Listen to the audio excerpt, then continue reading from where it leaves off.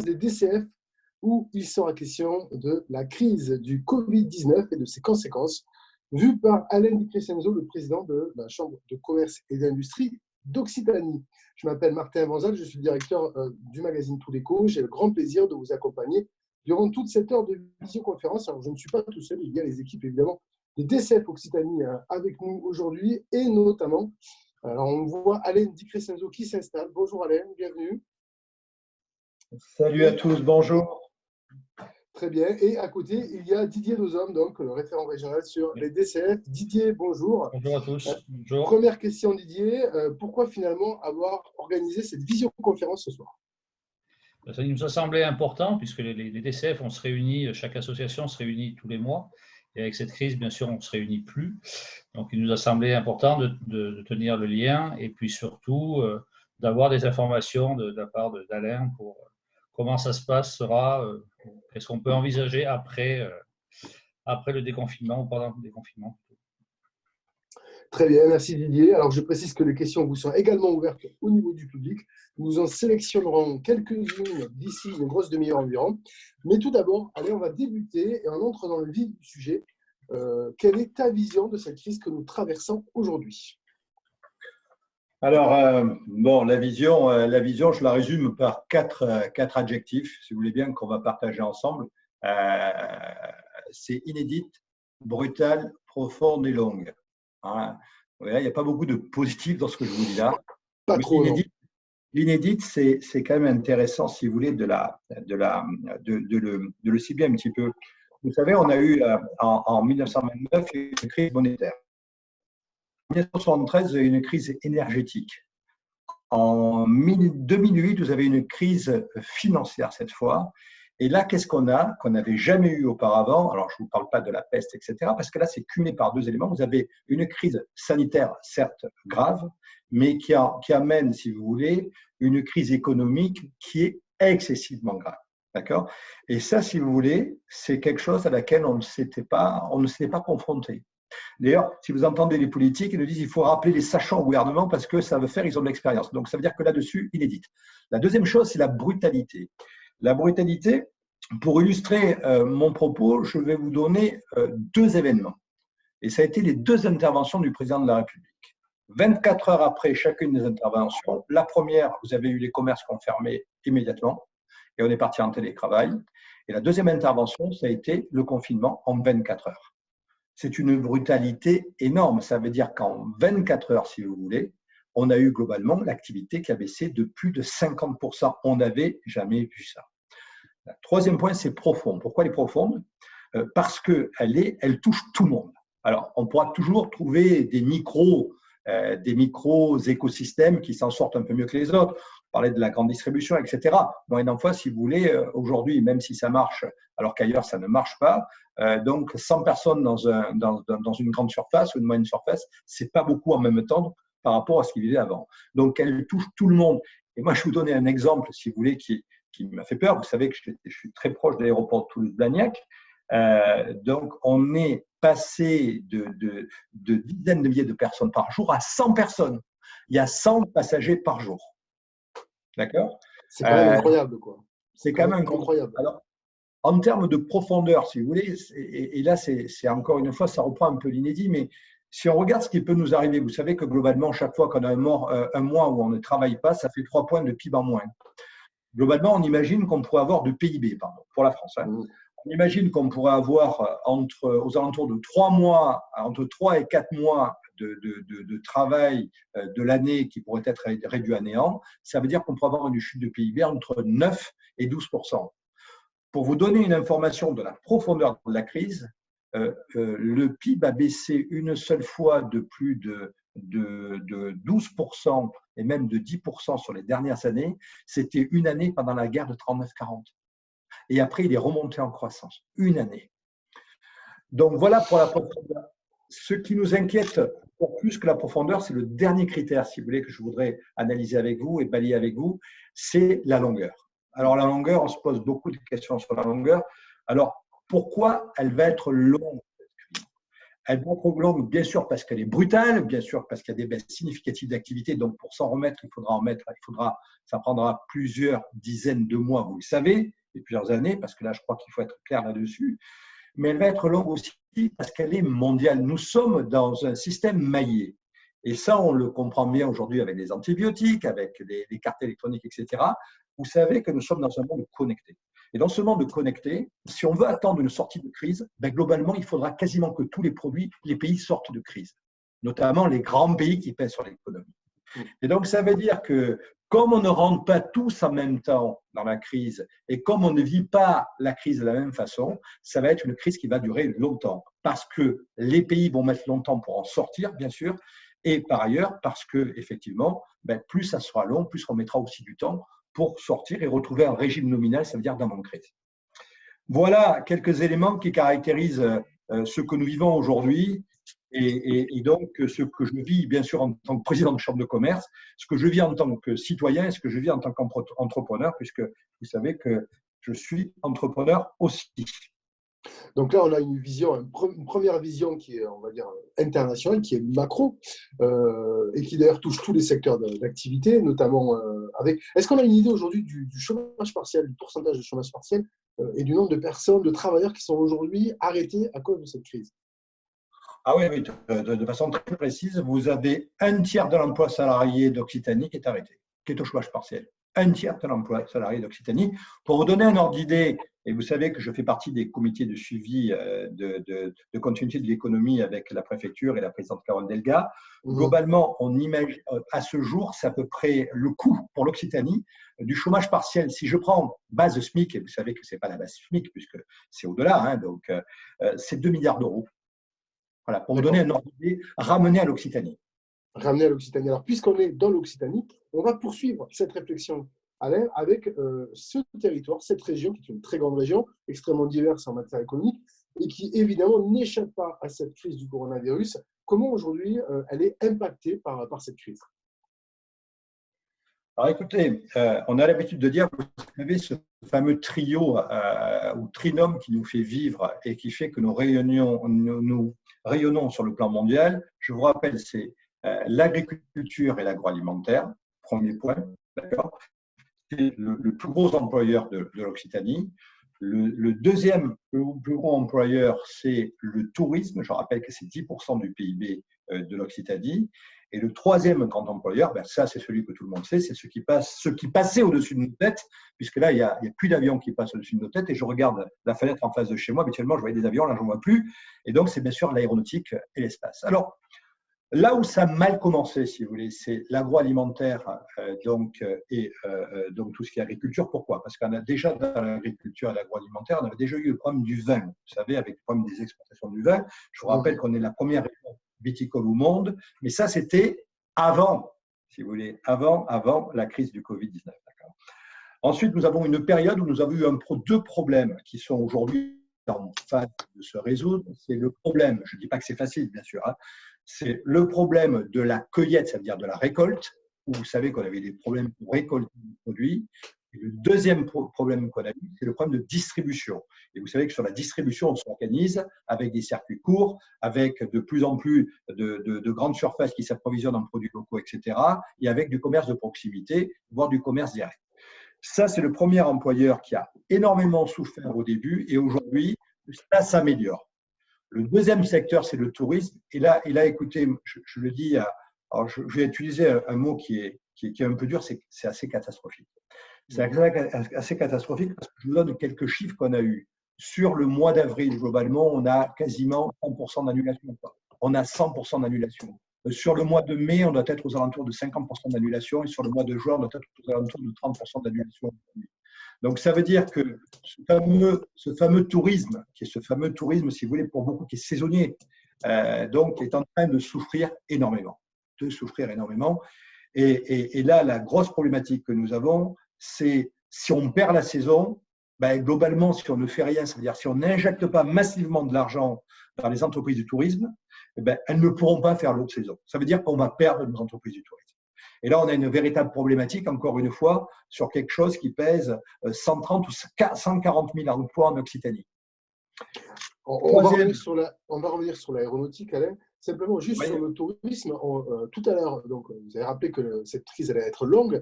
Est-ce que ça veut dire qu'aujourd'hui, nous n'avons pas de perspective pour l'été, pour le secteur du tourisme en Occitanie? alors, j'ai mené plusieurs réunions avec les acteurs du tourisme, dont une, c'était ce lundi d'ailleurs, avec Carole Lelga et le préfet de région. Mhm. Évidemment, on va réouvrir, mais aujourd'hui, le tourisme n'ouvrira pas, vous le savez, le 11 mai. Ça va être décalé. Alors là, on se pose des questions, si vous voulez. Est-ce que ça va être au mois de juin ou au mois de juillet? On ne sait pas. Mais si vous ouvrez le tourisme de plage au mois de septembre, vous avez perdu la saison. D'accord? Donc voilà. Donc, on n'a pas aujourd'hui de visibilité de façon très claire, et c'est bien ce qu'on demande au gouvernement, c'est bien ce qu'on se demande à nous, hein, c'est d'avoir de façon très claire les dates d'ouverture. Pas de date d'ouverture, pas de projection. Et aujourd'hui, on est dans la non-projection parce qu'on ne sait pas quand est-ce qu'on pourra ouvrir. Après, on se posera la question de comment on ouvre, mais aujourd'hui, c'est l'ouverture, quand est-ce qu'on pourra ouvrir nos hôtels, nos restaurants et nos campings, etc. D'accord? Voilà, donc une grosse incertitude là-dessus. Et ce qu'on sait dans tous les cas, c'est que les dispositifs qu'on a mis en place, je vais vous donner deux exemples maintenant, tout de suite, ne fonctionnent pas pour le tourisme. Parce qu'on est Ah, en fermeture pour le tourisme. Fermeture pour le tourisme, et il faut reprendre, il y a d'énormes investissements, vous le savez, dans les hôtels, dans la rénovation, etc., les campings. Donc ça veut dire que quand on parle pour certaines entreprises qui sont en diminution d'activité, donc dans le tourisme, je mettrai l'événementiel qui vit à peu près la même vie d'ailleurs. Hein. Quand on dit il faut retarder, reculer, repousser les échéances, là, on n'est pas du tout dans ce domaine-là, dans ce contexte-là. D'ailleurs, c'est aussi un peu vrai pour le commerce. Là, on dit dans les abandons d'échéances. Voilà. On ne pourra pas payer les salaires, on ne pourra pas rembourser ses emprunts. Là, on est dans une situation qui est claire. Il faut abandonner, autrement, on va tuer le tissu économique. La deuxième chose qui ne fonctionne pas pour le tourisme, c'est le PGE, vous savez, le prêt garanti par l'État, oui. parce que vous savez que les durées sont très courtes. Or, le tourisme, ça demande beaucoup d'investissement. Et si vous avez un prêt qui est remboursable en une année ou en 3 ou 4 ans, ça va faire en sorte que pour rembourser ce prêt-là, qui est de la non-activité, pour payer de la non-activité, on ne pourra pas investir dans les infrastructures touristiques. Donc, ça veut dire que ce PGE, il faut le transformer en un prêt à long terme, voire à très long terme, c'est-à-dire au-delà de 10 ans.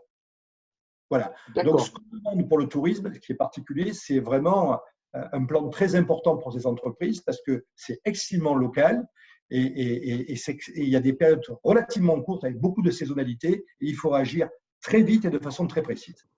On peut imaginer en effet que la région, par exemple, qui accompagne évidemment tous ces dispositifs, mette en place un nouvel outil de financement à destination du tourisme avec ces informations. Le troisième secteur le plus touché par la crise, c'est celui de l'aéronautique, évidemment. Alors, celui de l'aéronautique, vous savez, on disait, alors écoutez, il y a quelques semaines, alors c'est avant la crise, je parlais avec un ami qui est un grand spécialiste de l'aéronautique et qui disait que le cours de l'action d'Airbus et de Safran, par exemple, n'avait pas de limite. Tellement on était dans une situation, si vous voulez, dans une situation d'embellie, donc avec Airbus, vous savez, je ne veux pas dire que ça bénéficiait des problématiques de Boeing, mais vous savez qu'il y avait des montées en cadence, etc. On était dans une situation, le cours de la bourse, on aurait pu le comparer à l'évolution des cadences. Donc, ça veut dire, et vous pouvez le comparer aussi au montant, à l'évolution des investissements. Donc, vous avez une industrie florissante, mondiale, en pleine croissance, accélérée. On a demandé énormément de choses à nos constructeurs et à nos sous-traitants, en pleine accélération, en plein investissement, qui prend 2 éléments consécutivement dans ses budgets, dans son activité. Ce qu'on croyait important et qu'il est beaucoup moins par rapport à ce que nous vivons aujourd'hui, c'est-à-dire le 737, vous savez, avec ces fameux problèmes que vous connaissez, donc qui a gêné une partie de nos entreprises, et puis maintenant, vous avez le Covid. Et là, quel est l'impact aujourd'hui? Alors, sans doute, l'impact qui peut être un peu cumulé, hein, mais globalement, ce qu'on imagine, vous savez qu'il y a un communiqué de presse de la direction d'Airbus qui explique les choses suivantes, c'est qu'on baisse les cadences globalement de 33% jusqu'à nouvel ordre. Alors, beaucoup de travaux ont été faits sur la filière aéronautique, vous imaginez combien c'est important, comme le tourisme, Et nous, on l'a traduit de la façon suivante, c'est que sur l'année là qu'on imagine 2020, on devrait avoir une baisse des cadences aux alentours une baisse, pardon, d'activité aux alentours de 50%, parce qu'il est évident qu'avec les temps de production qui ont été arrêtés, ben, c'est d'autant moins d'activité qu'il y aura par le passé, par le futur, si je prends la totalité de l'année. Et la deuxième chose, c'est que pour l'année prochaine et l'année d'après, de façon, alors je ne sais pas si c'est pessimiste, je ne sais pas si c'est optimiste, moi je dirais que c'est assez réaliste. On pourrait se dire une baisse de 33% qui va continuer sur 2021 et d'une vingtaine de pourcents sur 2022. Voilà. Tout le monde dit, tous les analystes financiers et économiques prévoient une sortie de crise aux alentours de 2023. Alors, c'est quoi une sortie de crise? C'est retrouver globalement le régime d'avant-crise. D'accord? Alors, si je schématise, on baisse d'activité de 50%, donc ça veut dire que globalement, c'est quasiment 50% de l'emploi donc qui est menacé dans les entreprises. Alors, je vous donne juste un petit chiffre. L'aéronautique sur l'Occitanie, donc sur la filière globale, c'est globalement une centaine de milliers d'emplois. On hésite, on est entre 80 et 100 000. Si je prends les emplois induits et indirects, c'est 200 000 emplois. Imaginez l'impact d'une perte de 50% de ces 200 000 emplois. Voilà l'impact que nous avons sur l'aéronautique. Mais ce n'est pas tout. C'est que si vous arrêtez donc l'écosystème, il ne redémarrera pas. Il ne redémarrera pas et nos pépites donc, vont soit mourir, soit se faire racheter à vil prix. Et ça, si vous voulez, c'est quelque chose qu'on ne veut pas jouer comme risque. Donc, ça veut dire qu'on demande aussi sur l'aéronautique. Alors là, n'imaginez pas du régional, c'est forcément du national et de l'européen.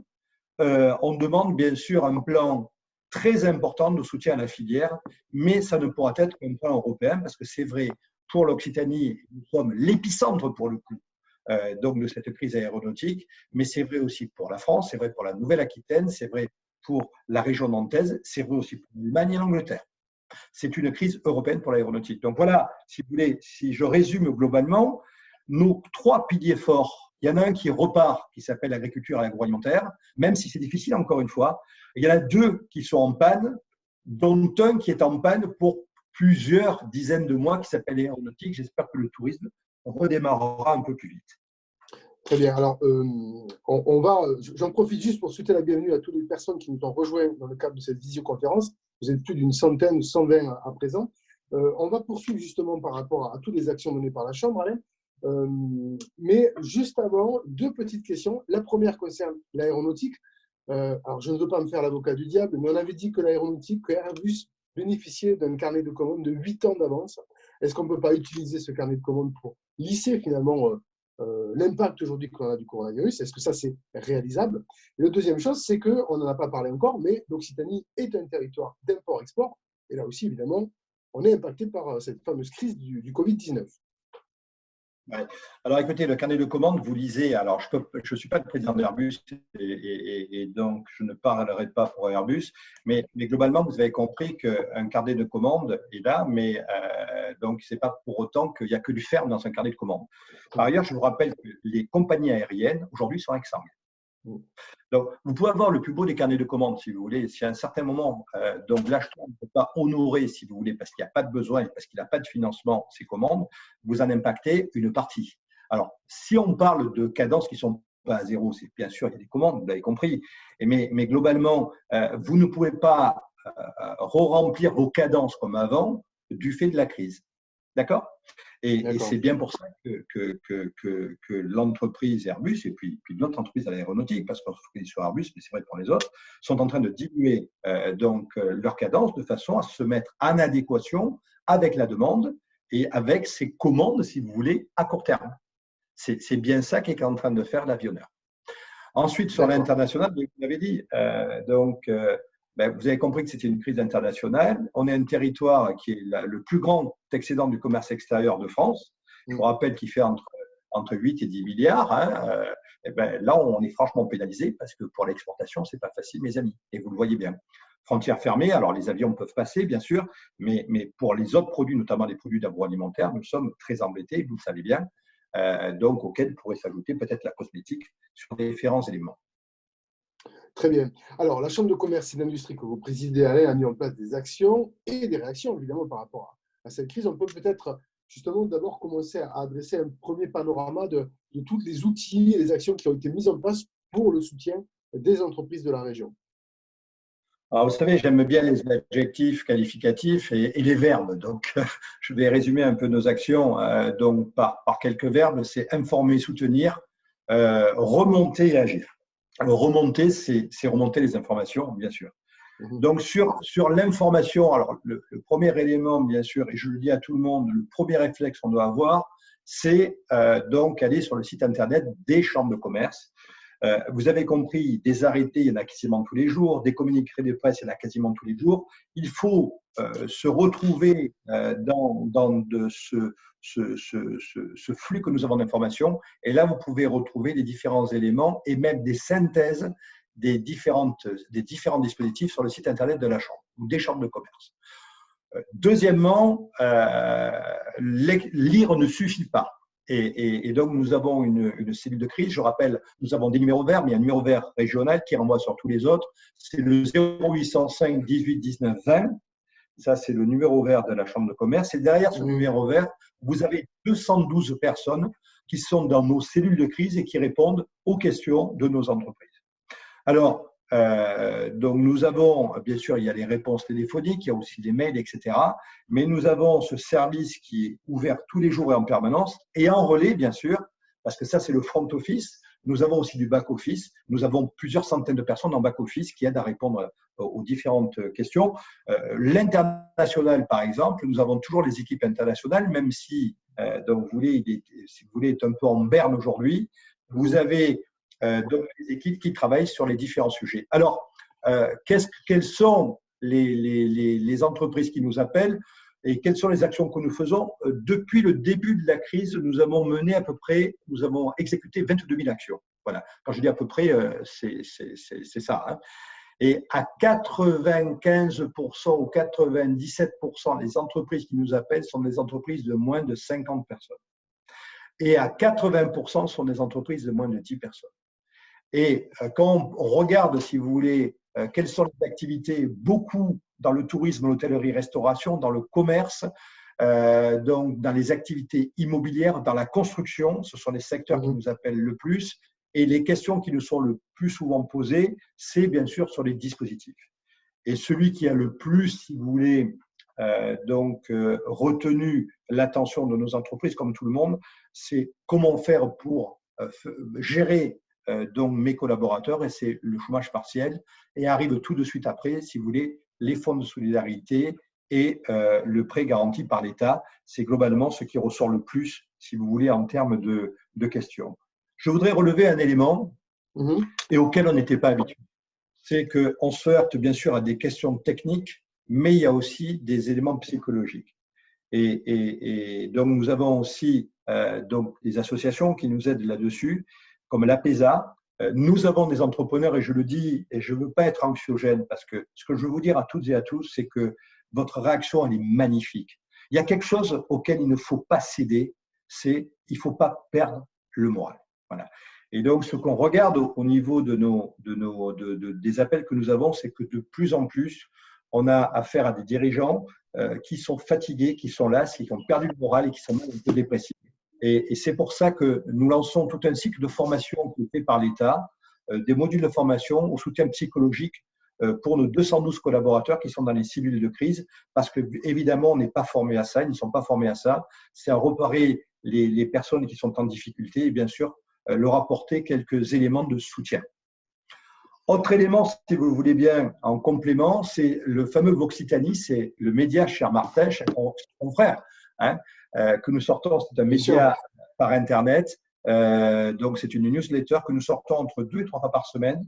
Et là, en dehors d'un édito, d'ailleurs le dernier, on l'a fait avec Carole Delga et le préfet, ou le dernier, c'est même moi, d'accord, c'était juste avant. Donc, on donne des éléments d'actualité et de contexte. On donne des réponses aux questions les plus fréquemment posées, et ça, c'est très important. Et ce qui est très important, nous agglomérons aussi des contenus sur les arrêtés et sur les dispositifs. Et enfin, important, parce que ce sera sans doute une de vos questions, c'est solidarité et rebond. Et là, je repars sur le formidable. Nos entreprises sont formidables et nos gens sont formidables. Et c'est pour ça qu'on met en exergue à l'occasion de chaque Voxitanie des initiatives solidaires qui sont lancées et menées par nos entreprises. Autre sujet, agir. Il y a Martin. Agir, c'est au-delà d'informer, de soutenir, c'est donc être un acteur sur différents sujets. C'est-à-dire, on les prend du début jusqu'à la fin et on les mène. Les masques, vous savez que nous accélérons des commandes pour les masques. Vous avez tous compris que cette reprise, elle ne se fera pas sans signe barrière. Vous avez bien compris qu'elle ne se fera pas donc sans masque et c'est pour ça que nous avons approvisionné des masques pour nos entreprises. On a à peu près 150 000 masques par semaine. J'en profite, Martin, pour vous dire que vous faites beaucoup de bruit avec vos stylos. Je les entends. Ah bon? Voilà. Moi, je ne touche pas les stylos, mais je pense que c'est peut-être un problème dans mon câble. Je vais les changer. C'est la souris, alors, une petite souris. Ensuite, le déploiement d'une plateforme qui permet de repérer les commerces ouverts qui sont autour de nous. Et ça, c'est très important aussi. Je sors de chez moi, j'ai besoin d'un produit, j'ai besoin d'un service. Qu'est-ce qui est ouvert autour de moi? C'est une plateforme qu'on a déployée. Une plateforme qui s'appelle EcoBoost, qui permet de créer des communautés. C'est comme ça qu'on va faire des circuits courts. On fait aussi la promotion de toutes les plateformes régionales aussi pour l'approvisionnement en produits frais. Et nous avons fait énormément d'actions pour l'ouverture des marchés de commerce, d'horticulture, etc. Et bien sûr, nous travaillons sur le rebond. Voilà globalement, en résumé, ce que fait la Chambre de commerce. Et je voudrais conclure sur un point. On fait tout ce qu'on peut, mais on n'y arrive pas, quoi. Parce qu'il y a tellement de sollicitations, il y a tellement de demandes, il y a tellement d'attentes que j'ai beau me coucher très tard le soir, comme tous les collègues des chambres de commerce, on se dit, eh bien, on n'a pas encore fait le job aujourd'hui parce que vous attendez beaucoup de nous et on essaie de vous donner tout ce qu'on a, mais on ne peut pas multiplier, si vous voulez, nos collaborateurs. On ne peut pas multiplier les dispositifs parce que globalement, on est à votre disposition à 100%, mais on ne sait pas le faire à 150%. Autre élément que nous faisons aussi, Martin, je m'arrêterai là, c'est sur les remontées. Évidemment, on remonte les éléments sur les dispositifs. Les dispositifs sont imparfaits. Et vous avez vu qu'on a fait baisser les seuils pour tout ce qui était fonds de solidarité. 70% de baisse, ça veut dire quoi? On est arrivé à 50%. Nous avons fait réouvrir certaines activités. Voilà, donc les dispositifs sont imparfaits, mais voilà, on les fait évoluer grâce à vos remontées, ce que nous récupérons de nos cellules de crise, et on les remonte auprès du préfet, auprès de la région et auprès du ministre en direct. Bon, très bien, Alain, ça fait beaucoup de choses. Alors, on va juste revenir un petit peu rapidement sur ces actions, mais simplement pour le résumer. Déjà, il y a la mise en place du numéro vert. Est-ce qu'on peut rappeler ce numéro vert? Alors, avec plaisir, les amis, c'est le 0805 18 19 20. Ensuite, évidemment, la CCI crée du lien avec notamment cette newsletter qui s'appelle Voxitanie. On me pose dans le chat la question de savoir où est-ce qu'on peut s'inscrire à cette newsletter. Évidemment, je suppose que dès qu'on est inscrit ressortissant de la CCI, on doit la recevoir. Mais est-ce qu'il y a une procédure directement pour être inscrit à cette Voxitanie, cette newsletter? Alors écoutez, allez envoyez-nous des messages sur notre site internet parce que vous êtes inscrit, oui, mais on n'a peut-être pas votre adresse email tout le temps parce qu'elle a pu changer et puis parce qu'on peut avoir aussi des éléments erronés. Donc n'hésitez pas à faire une demande sur le site internet et donc vous serez abonné et c'est bien sûr gratuit. Très bien. EcoBoost, juste un mot, quelques secondes, parce que là, pour le coup, vous en avez parlé rapidement, mais c'est une plateforme très importante parce qu'elle va cartographier les besoins. On revient juste 30 secondes et puis après, on va prendre des questions-réponses avec le public sur un petit peu les réactions qu'il y a. Tout d'abord, juste EcoBoost, qu'est-ce que c'est? Est-ce qu'on peut s'arrêter dessus? Alors, EcoBoost, c'est ce qui met en relation les communautés EcoBoost. La première plateforme dont je vous ai parlé, c'est la cartographie des commerces. Alors, écoutez, c'est très bien parce qu'elle nous vient du réseau des chambres de commerce, elle nous vient de la CCI de Marseille-Provence. Et donc, globalement, les commerçants s'enregistrent sur la plateforme, donnent les horaires d'ouverture. Et donc, vous avez comme un Google Maps, on va dire. Vous sortez de chez vous, vous regardez, si vous voulez, les commerces qui sont ouverts autour de chez vous pour faire vos achats. Voilà, c'est ça. Très bien. Est-ce qu'elle porte un nom, là, cette plateforme de commerce? Écoutez, franchement, le nom, je ne le connais pas. Je l'appelle la plateforme de cartographie des commerces. Alors, elle a sans doute un nom, mais ça, c'est mon bug du jour. Alors, je vais chercher. Pendant qu'on est en train de discuter, je chercherai sur Internet, voir si on la trouve sur le site, évidemment. Oui, parce que moi, CCIO.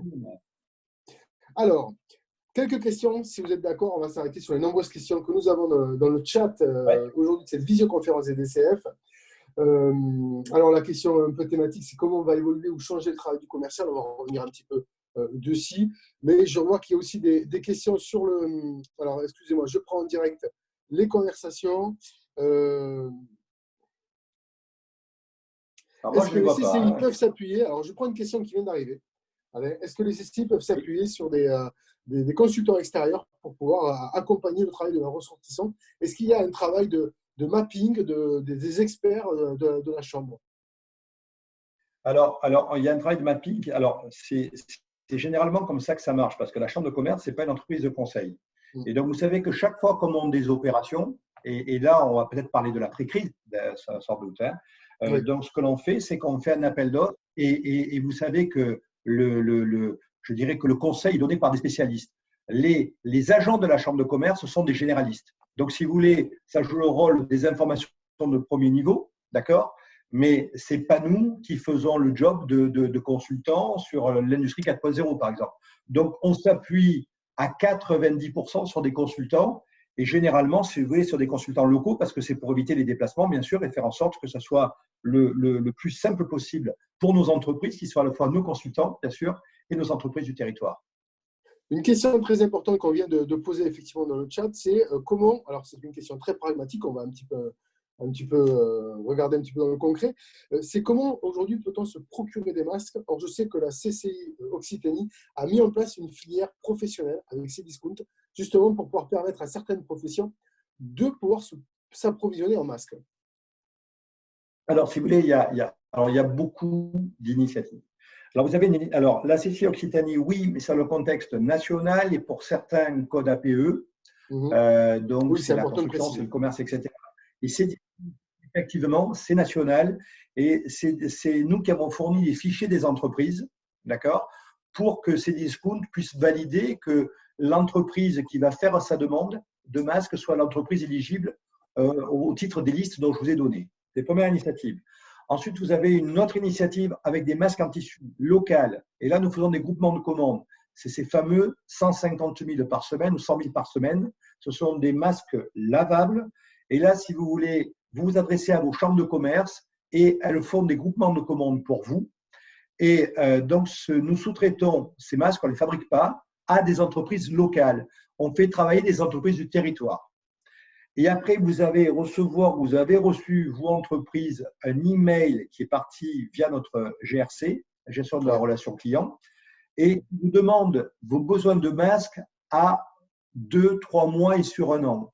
Et là, on essaie de créer une filière locale, mais là, c'est plusieurs millions de masques par semaine avec une entreprise locale qui va investir pour agrandir son usine de façon à produire plusieurs millions de masques par semaine. Et c'est pour ça qu'on fait passer ce questionnaire. Mais là, c'est un petit peu plus tard.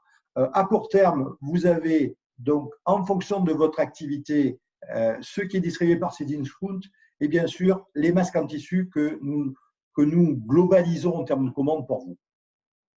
Très bien. Alors, j'en profite pour dire que si vous voulez des informations sur les plateformes de géolocalisation des commerces ouverts, il suffit d'aller sur le site occitanie.cci.fr. Il y a tous les liens disponibles. Une question toujours du chat, Alain. Un entrepreneur nous demande quels sont les dispositifs qui peuvent être mis à disposition des entreprises qui ont moins d'un an, puisqu'effectivement, tout existe pour celles qui ont déjà un bilan. Mais quid des jeunes pousses, des startups?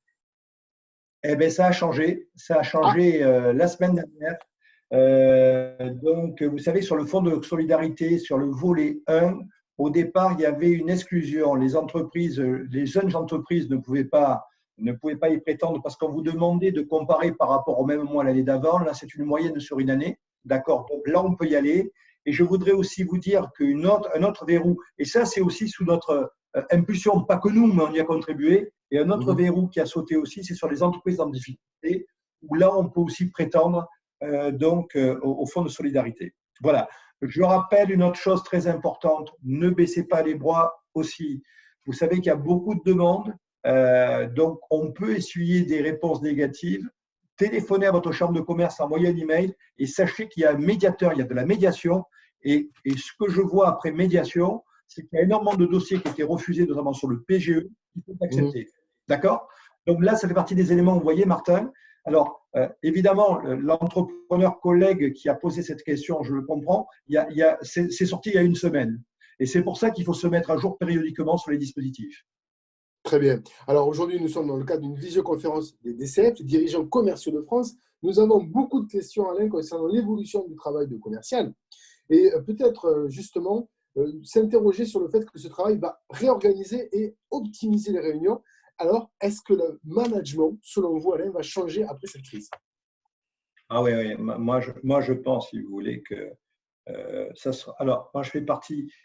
Et je vais vous dire quelque chose, je pense que c'est plutôt bien quand même, d'accord?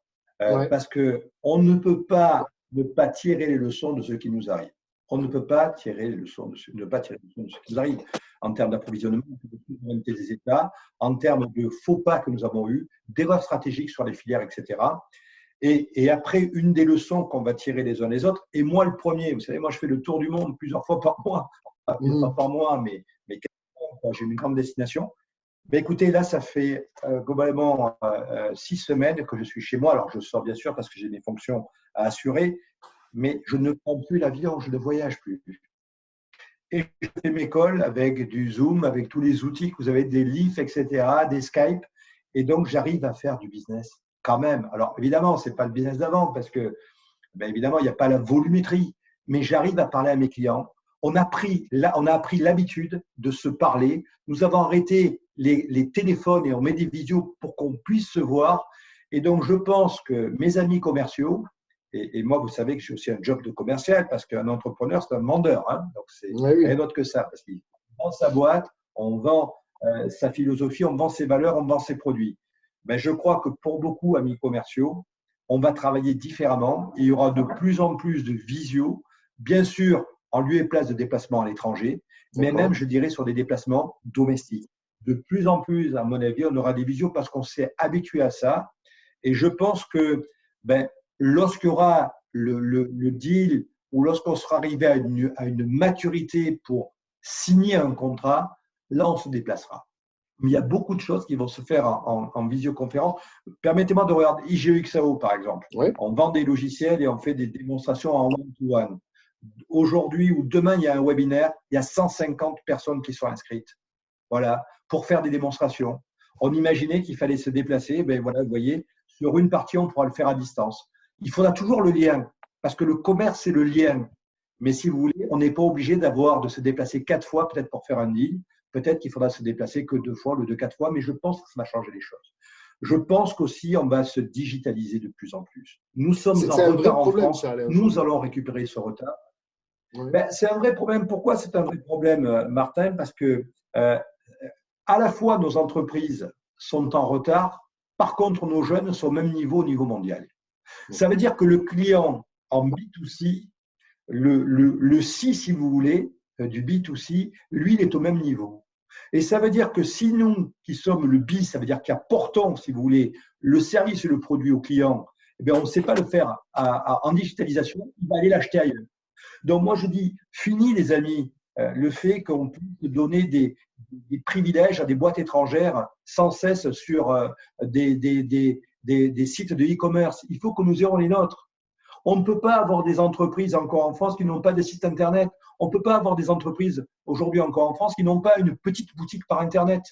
Et vous en rendez compte que dans certains pays, notamment des pays du nord de l'Europe, ils s'en sortent mieux que nous en termes économiques. Pourquoi? Parce qu'ils étaient habitués à faire du e-commerce. Et nous, on est en retard là-dessus. On doit prendre les leçons, nous devons prendre des leçons de cette crise sur la digitalisation. On doit aussi comprendre qu'un territoire qui n'est pas irrigué par le haut débit est un territoire qui est déconnecté. Et là, je le dis au pouvoir public, on ne peut pas accepter qu'en France aujourd'hui, on n'ait pas du haut débit partout. C'est la première priorité. Et je vais vous dire quelque chose, c'est peut-être que les autoroutes vont se libérer et peut-être qu'on va donner la priorité au haut débit. En tout cas, moi, c'est ma recommandation. Très bien. Une autre question, toujours dans la partie commerciale. Est-ce que vous pensez que malgré la période, il est quand même opportun de faire de la prospection? Est-ce que c'est bien perçu de démarcher pendant cette période de confinement? Quel est votre avis sur le sujet? Mes Alors, commerciaux vous me savez, posent d'ailleurs la même question. non, mais moi, je dis pareil. Et puis mes commerciaux, on se pose des questions, on a tranché. Mhm. Euh, il y a des bonnes pratiques. Alors, je n'ai pas, il y a un guide de bonnes pratiques qui est sorti il n'y a pas longtemps, qui explique comment, dans une période de crise comme ça, on peut faire de la prospection. Alors, c'est quoi la recommandation? De ne pas être agressif, c'est de ne pas être pesant. Mais aujourd'hui, il y a quelque chose de particulier. C'est qu'il y a un tas de personnes qui ont du temps. Regardez vos connexions au site Internet. On n'a jamais eu autant de connexions. Les personnes ont le temps, ont du temps pour se renseigner. Et moi, ce que j'ai recommandé à mes commerciaux, vous voyez, c'est de dire, bon, faites vos webinars, appelez vos clients. Et on appelle nos clients pour faire quoi, ou nos prospects? Pour dire comment ça va. Et à la limite, comment je peux vous aider. Je prends une initiative de prospection et d'action solidaire. Chez IGXAO, on a décidé de lancer un projet qui s'appelle IGXAO Care. Ça veut dire que toute entreprise qui intervient pour faire des équipements de solidarité, respirateur qui va faire de l'électricité dans les hôpitaux, puisque nous on fait des logiciels d'électricité, qui va avoir besoin de changer sa distribution électrique ou d'implanter des machines pour faire des masques, les logiciels sont utilisables gratuitement. Voilà, c'est comme ça si vous voulez.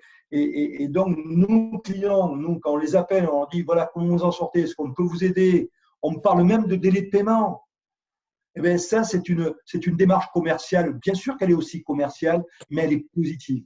Voilà. Et n'ayons pas peur d'être en contact. Et ce que je dis à mes amis commerciaux, et ce que je fais dans mon entreprise, c'est s'il y a quelque chose qu'il faut garder pendant cette période de crise, le contact. Moi, j'ai toutes les équipes commerciales d'IGXAO 2 à 3 fois par semaine, tous les managers. J'ai le CSE, donc c'est-à-dire l'organe, si vous voulez, l'ancien comité d'entreprise. Je les ai tous les 2 jours ou 3 jours au téléphone. Il faut maintenir le contact. Avec nos clients, c'est pareil. Maintenons le contact parce que c'est dans des périodes comme ça qu'on sait qu'on est là et qu'on dit à nos clients, oui, on est là, et oui, on assure le job, oui, on assure la prestation, oui, on assure la continuité de service. C'est ce que nos clients attendent de nous. Donc, n'ayons pas honte, mais soyons élégants, je vous prie, mes amis. Voilà l'idée. Très bien. Est-ce qu'il y a un guide de bonnes pratiques, justement donc, ce fameux guide des bonnes pratiques, est-ce qu'on a le nom ou est-ce que c'est justement des choses qu'on va retrouver un petit peu partout?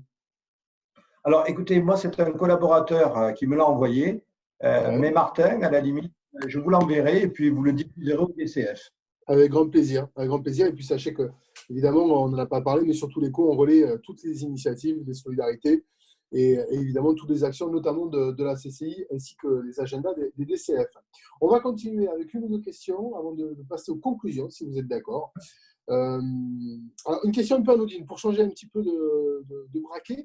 Est-ce que les bouchons sur les rocades pourraient diminuer grâce au télétravail amorcé lors de ce confinement?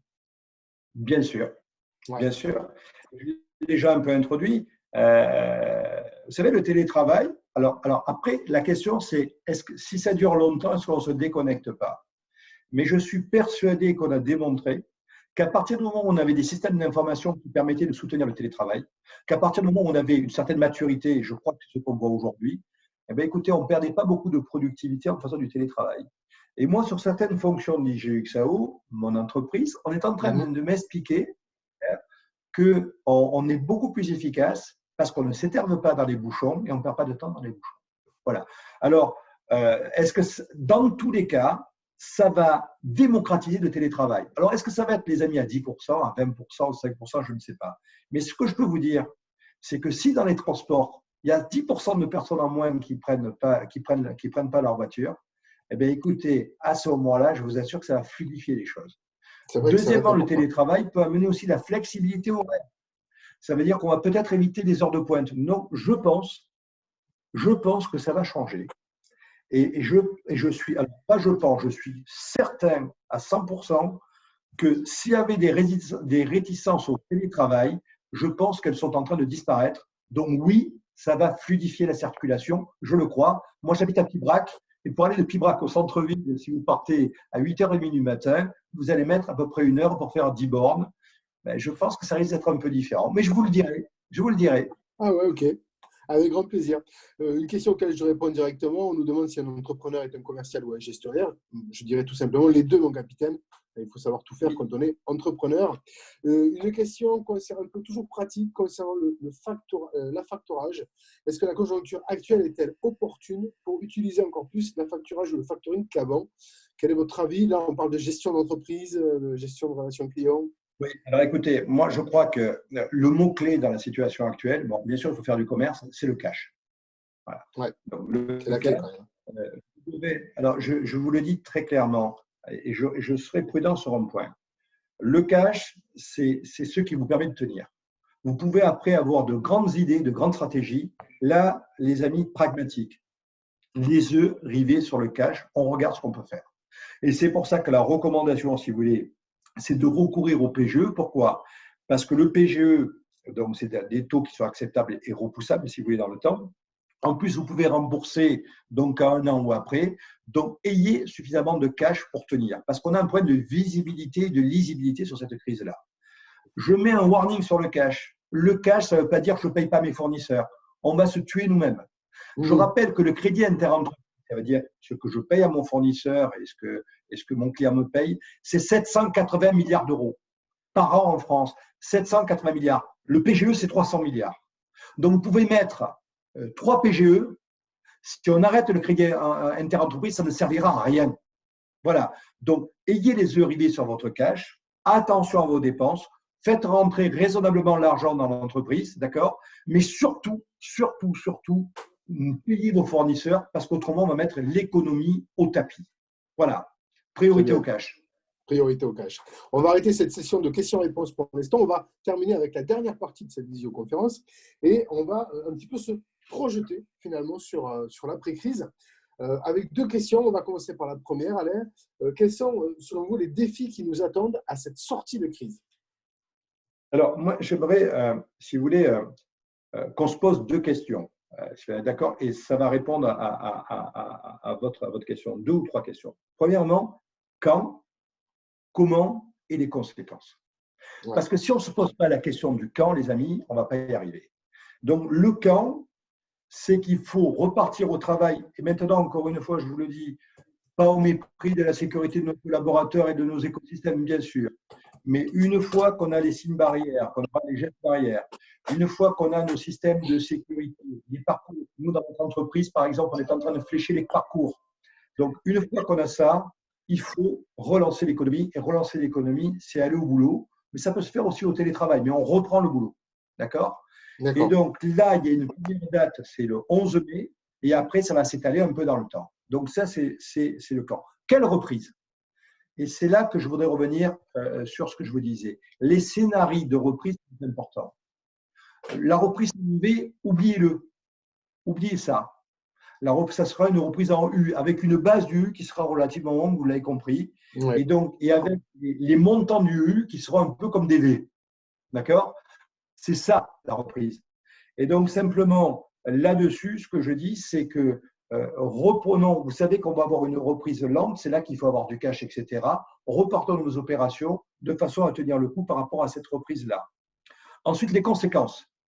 Alors, sur les conséquences, si vous voulez, et c'est là que je reviens sur mes convictions.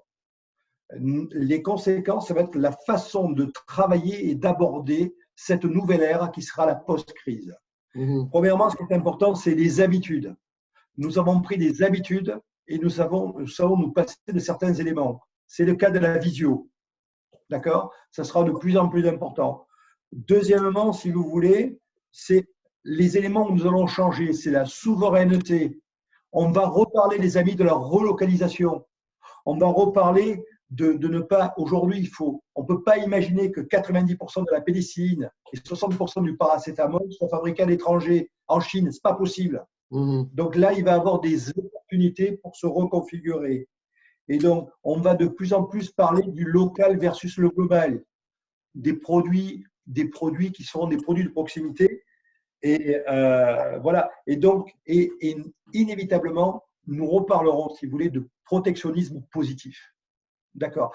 Donc, simplement, par rapport à votre question que vous pouvez me reposer pour que je la reprécise, simplement, ce que je vais vous dire, c'est que ces questions-là, du quand, du comment et des conséquences, elles sont fondamentales.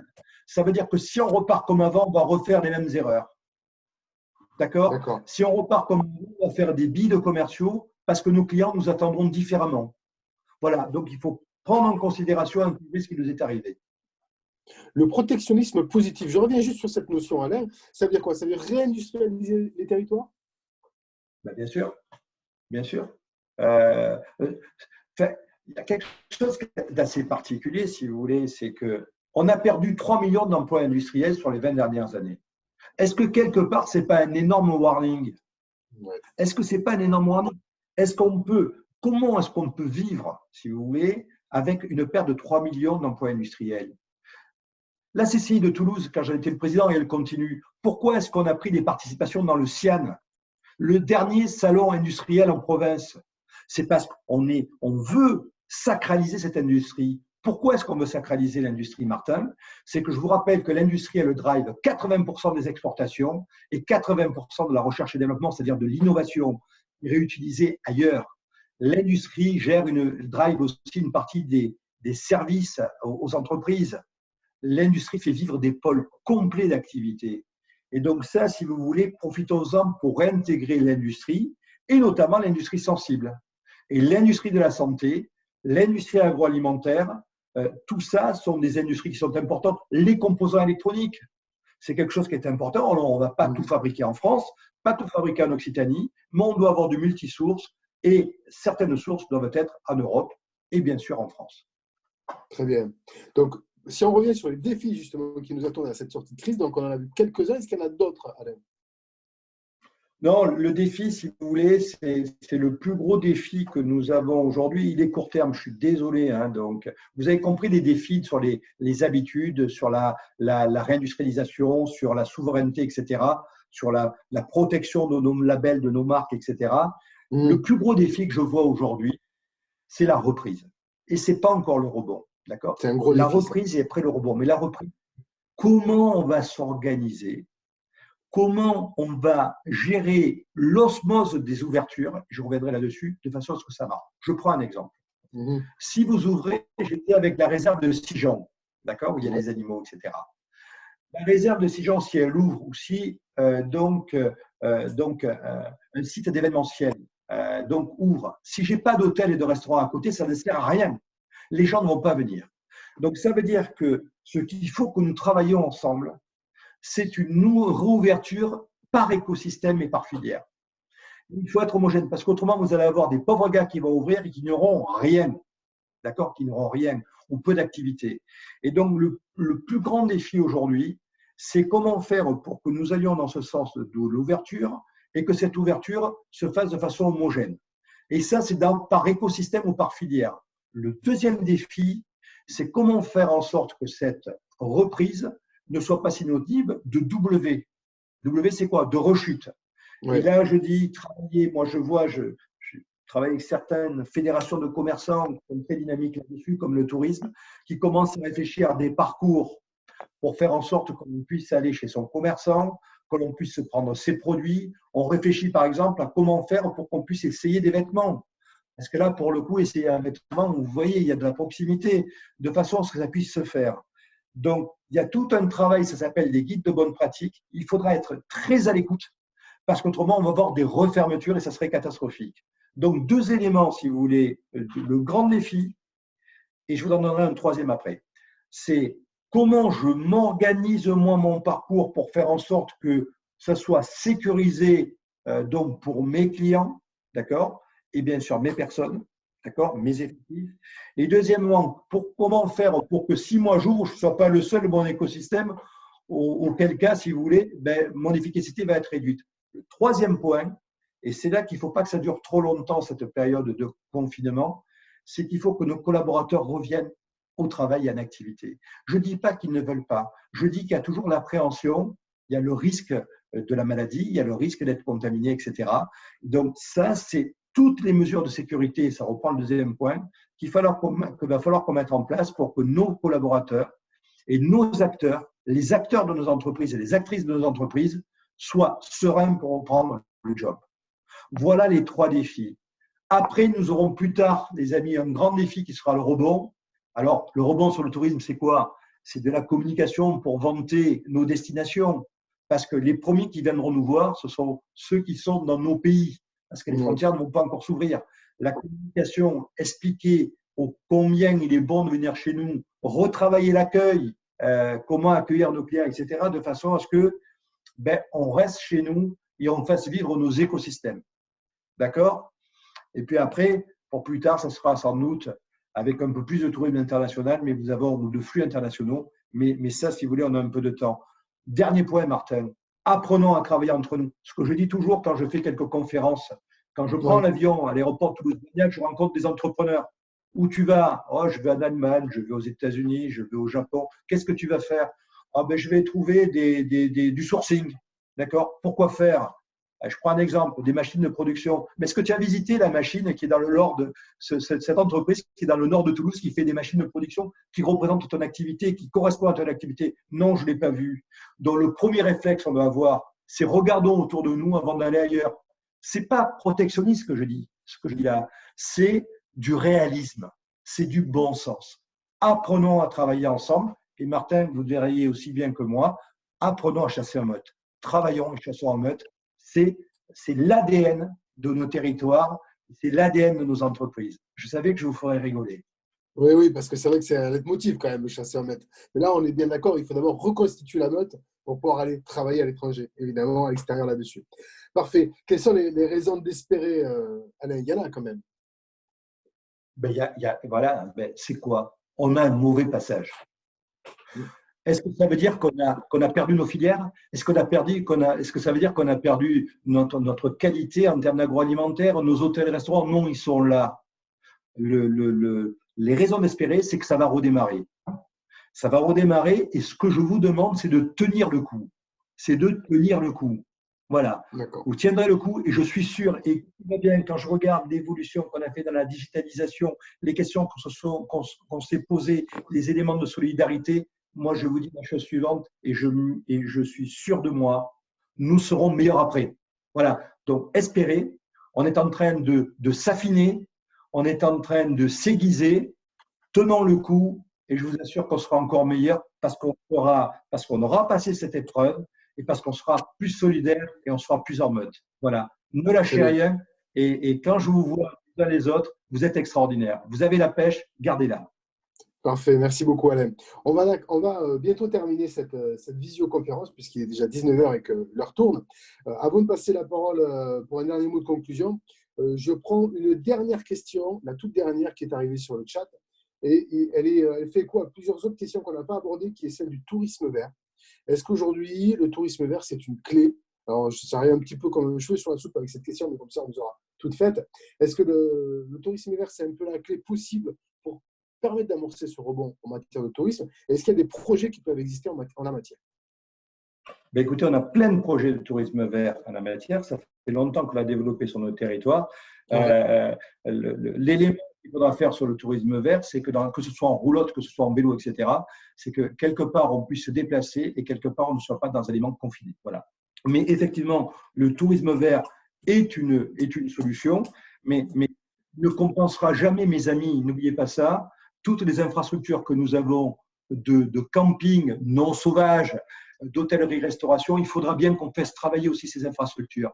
Donc oui, il faut partir en vacances, oui, il faut y aller, si c'est le tourisme vert, allons-y, mais c'est un élément, mais dans tous les cas, il faudra aussi relancer le tourisme au sens large, et encore une fois, notre hôtellerie-restauration et toutes nos industries. Mais je suis d'accord et j'adore le tourisme vert.